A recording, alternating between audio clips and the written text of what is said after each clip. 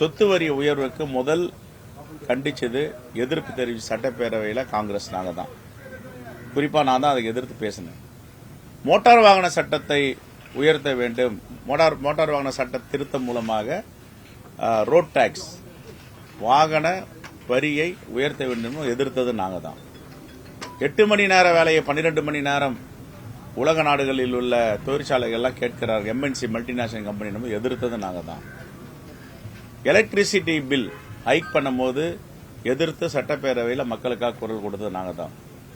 இப்ப தூய்மை பணியாளர்களுடைய போராட்டத்தில் நாங்கள் போய் சந்திச்சு மக்களா அரசுக்கு எதிராக தான் அவங்க போராடினாங்க. நாங்கள் அந்த போராட்டத்தில் கலந்துட்டோம். தவறுன்னு சொன்னோம். தூய்மை பணியாளர்கள் என்ன கேட்கிறாங்களோ அதை செய்யுங்க, நிரந்தரம் பண்ணுங்க, சம்பள உயர்வு கொடுங்க. நாங்கள் அவங்க குரலா இருக்கணும்னா நாங்கள் தூய்மை பணியாளருடைய போராட்டத்தில் அரசுக்கு எதிராக நடக்கிற போராட்டத்தில் கலந்துருக்க கூடாது. நேத்திக்கு ஆணவ படுகொலைக்கு எதிராக ஒரு போராட்டம் வச்சாங்க. அரசுக்கு எதிராக சட்டம் ஏற்றுங்க. நாங்கள் போய் கலந்துட்டோம். நானும் எங்கள் துணைத் தலைவர் திரு சொர்ணா சேதுராமன். அப்போ வரி விதிப்புக்கு எதிராக, சொத்து வரிக்கு எதிராக, வேலை வாய்ப்பு விஷயத்தில் எல்லா இடத்தையும் எதிர்ப்பா நாங்கள் பேசுறத அதையெல்லாம் மறைச்சிட்டு நாங்கள் எப்படி திமுகவுடைய குரலா இருக்க முடியும்? அது என்ன விதத்தில் நியாயம்? அது இதுதான் சொல்றது டிஸ்கிரிமினேஷன். நாங்க எதிர்க்கல, குரல் கொடுக்கல. நீ எங்க குரல் கொடுத்தன்னு எங்களை கேளுங்க. நாங்க இப்ப சொல்றோம்ல, சப்போஸ் சட்டசபையில அவை குறிப்புல பாருங்க, பத்திரிகை குறிப்பு பாருங்க, இது மாதிரி செய்தியாளர்கிட்ட பேசுறத பாருங்க. வரி உயர்த்தக்கூடாதுன்னு இருக்கும், கண்டிச்சிருக்கோம், போராட்டம் பண்ணியிருக்கோம். நேற்றுக்கு ஆணவ படுகொலைக்கு சட்டம் இயற்றணும்ட்டு நாங்க போராட்டத்தில் கலந்து கொண்டு அந்த அவுட்ஃபிட்டுக்கு ஆதரவா இருந்தோம், மூவ்மெண்ட்டுக்கு. நேற்று பேசிட்டு தான் இங்க வந்திருக்கேன். அது ஒரு பிரமிப்பு. என்னன்னா இந்த இந்தியா கூட்டணியை சிதைக்கணும்ன்ற ஒரு பிரமிப்பு இருக்கு அவருக்கு.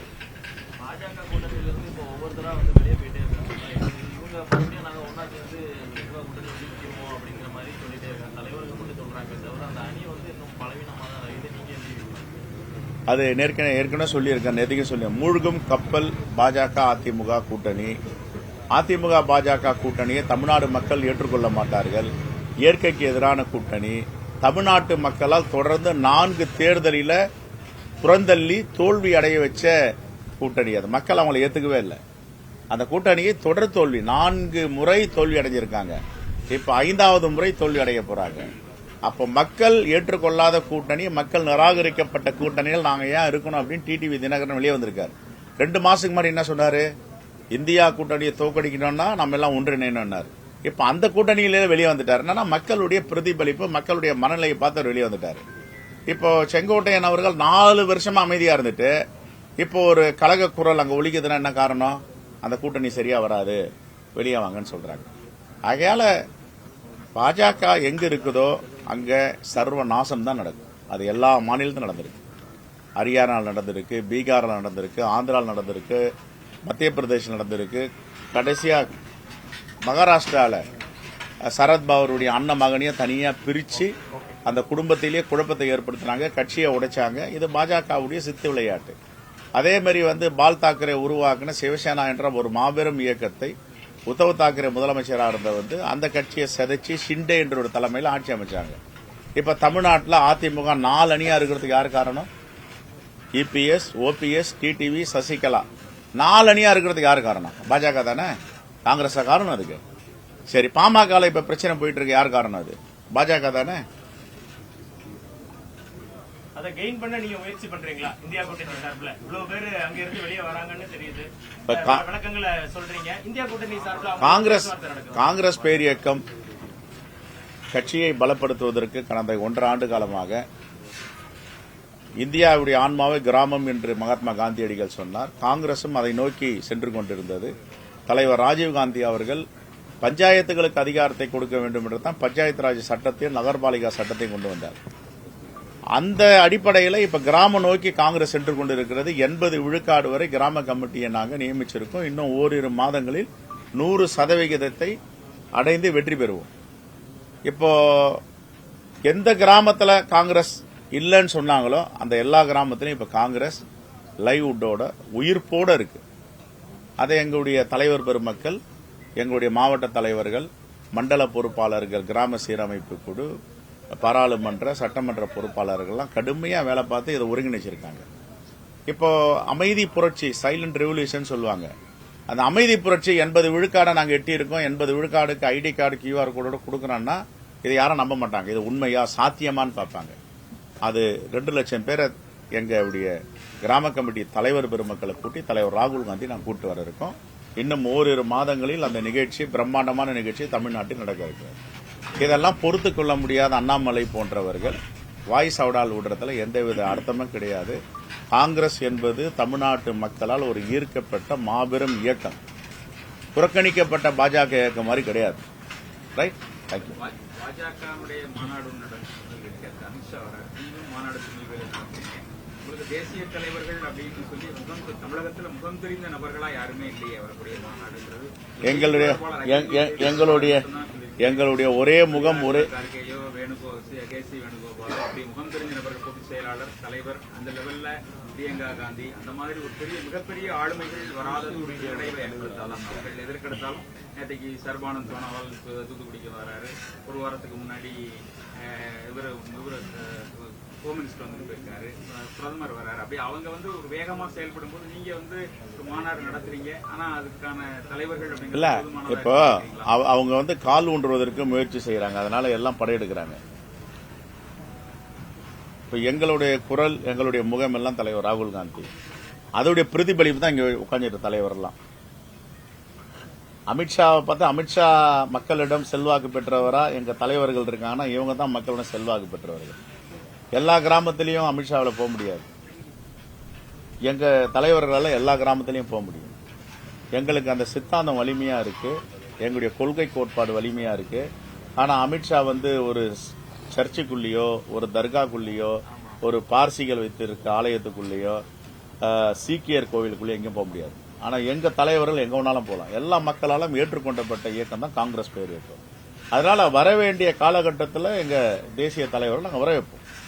இப்போ சொல்றேன் பாருங்க, 2 லட்சம் பேர் எங்க கிராம கமிட்டி தலைவர் பெருமக்கள் பொறுப்பாளர் இருக்காருன்னா அந்த 2 லட்சம் பேர் ஒரு இடத்துல கூட்ட போறோம். எல்லாரும் வித் ஐடி கார்டோட வர போறாங்க. அப்ப காங்கிரஸ் எங்க இருக்குன்னு கேட்டவங்களுக்கு எல்லாம் அதுதான் பதில் சொல்ல போறோம். தலைவர் ராகுல் காந்தியும் தலைவர் மல்லிகார்ஜுன கார்கேவும் அதுல பேச போறாங்க. அது வெகு விரைவில் உங்களெல்லாம் அழைத்து அந்த தேதியை நாங்க அறிவிப்போம். ஜிஎஸ்டி வரி குறைப்பு காங்கிரஸ் தலைவரா சாரோட பார்வை நாங்க தொடர்ந்து சொல்லிட்டு வரோம். இந்த ஜிஎஸ்டி தமிழ்நாட்டு மக்களுக்கோ இந்திய மக்களுக்கோ ஏற்றதல்ல. காங்கிரஸ் கொண்டு வந்துள்ள ஜிஎஸ்டி வேற, காங்கிரஸ் திட்டமிட்ட ஜிஎஸ்டி வேற, நீங்க கொண்டு வருகிற ஜிஎஸ்டி வேற. 18 விழுக்காடுக்கு மேல் இந்திய மக்கள் தாங்க மாட்டார்கள். இது ஐரோப்பா கிடையாது, அமெரிக்கா கிடையாது, ஜப்பான் கிடையாதுன்னு சொன்னோம். இவங்க என்ன பண்ணாங்க, ஐரோப்பியால 40 விழுக்காடு இருக்கு, அமெரிக்கால 40 விழுக்காடு இருக்குன்னு கொண்டு வந்தாங்க. அதுக்கு மட்டும் இல்ல, உயிரை பாதுகாத்துக் கொள்ள வேணும் ஐசியு சிசியு போனா அங்கேயும் ஜிஎஸ்டி. நம்முடைய தாய்மார்கள் பயன்படுத்தும் பொருட்கள் வாங்கணும்னா அங்கேயும் ஜிஎஸ்டி. மாற்றுத்திறனாளிகளுடைய உபகரணங்கள் அந்த பொருட்கள் வாங்கணும்னா அதுக்கும் ஜிஎஸ்டி போட்டாங்க. நாங்க சொன்ன ஜிஎஸ்டி அது இல்ல, 18 விழுக்காடு கூட இருக்கணும். இப்ப என்ன பண்ணாங்க, மக்களை 10 ஆண்டுகளா வதைச்சாங்க. சேமிப்பு குறைஞ்சு போச்சு, மக்களுடைய கடன் ஏறி போச்சு, பொருளாதாரம் மந்தமாயிடுச்சு. வேற வழி இல்லைன்னு காங்கிரஸ் சொன்ன திட்டத்துக்கு திரும்பி வராங்க. இது காங்கிரஸ் சொன்னது. தலைவர் நம்முடைய ப. சிதம்பரம் ஐயா அவர்கள் நிதியமைச்சராக இருக்கும்போது அவர் கொண்டு வந்த திட்டம் 18 விழுக்காடுக்கு மேல நீங்க போடாதீங்க. டாக்டர் மன்மோகன் சிங்குடைய ஆட்சியில இதுதான் எங்களுடைய பார்வையா இருந்துச்சு, இதுதான் எங்களுடைய பொருள் அப்படின்னு சொன்னாங்க. ஆனா கேட்கல இவங்க. 18 ஒரு ஸ்லாப், 24 ஒரு ஸ்லாப், 40 ஒரு ஸ்லாப்னு வச்சாங்க. இப்ப மக்கள்கிட்ட சேமிப்பே இல்லை, ரோட்டுக்கு வந்துட்டாங்க, கடன் சுமை ஏறி போச்சு. இந்த 2 விஷயத்தினால எம்எஸ்எம்இ குறு சிறு நடுத்தர தொழில்கள் எல்லாம் நலிஞ்சு போச்சு. எல்லாருக்கும் ஜப்தி நோட்டீஸ் வந்துருச்சு. இப்ப இந்தியா முழிச்சிடுச்சு. என்ன சொல்லுது, மக்கள்கிட்ட நலிஞ்சு போயிட்டாங்க, சிறு சேமிப்புலாம் குறைஞ்சு போச்சு, சேமிப்பே கிடையாது. 2வது கடன் ஏறி போச்சு, 3வது பொருளாதாரம் மந்தமாயிடுச்சு. அப்ப என்ன செய்யணும், காங்கிரஸ் ஒன்னு 18 விழுக்காடுக்கு திரும்பி வாங்க. இப்ப அதான் திரும்பி வந்திருக்காங்க. இது காங்கிரஸ் உடைய பார்முலா, காங்கிரஸ் உடைய ஐடியாலஜி, காங்கிரஸ் உடைய திட்டம். மோடி வேற வழி இல்லைன்னு இப்ப காங்கிரஸ் உடைய திட்டத்துக்கு திரும்பி வந்திருக்காங்க. தமிழகத்திலேயே அந்த வாக்கு திருத்தத்துக்கு கொண்டு வரணும் சொல்லி அகில இந்திய பிஜேபி அகில இந்திய செய்தி தொடர்பு வாக்கு பீகார்ல வாக்கு திருத்தம் கொண்டு வந்தாங்க, 65 லட்சம் பேர் மாற்றினாங்களே, அது போன்ற ஒரு தமிழகத்திலையும் அந்த செக்அப் நடத்தணும். தாராளமா செய்யுங்க. நாங்க அதுக்கு எதிரானவர்களா நாங்க அதுக்கு ஆதரவா போராட்டமே நடத்துறோம். வாக்கு திருட்டு இருக்கக்கூடாது, எங்கெங்கெல்லாம் மேனிப்புலேஷன் இருக்கு அதெல்லாம் எடுக்கணும்னு சொல்றேன். காங்கிரஸ் உடைய கொள்கை ஐடியாலஜியா தான் எங்க தலைவர் ராகுல் காந்தி அதை நோக்கி தான் போராட்டம் பண்ணாரு. இதையெல்லாம் சரி பண்ணணும், ஜனநாயகத்தை மலர செய்யணும், தாராளமா செய்ய சொல்லுங்க. பிரிந்து கிடக்கும் அதிமுகவினர் ஒன்று சேர்ந்தால் திமுகவை அரசை அகற்றிடலாம்ன்றாங்க. அதிமுக ஒன்று சேர்ந்தால் இந்தியா கூட்டணிக்கு சவாலாக இருக்கும். யாரு ஒன்று சேர்ந்தாலும் இந்தியா கூட்டணிக்கு சவாலா இருக்காது.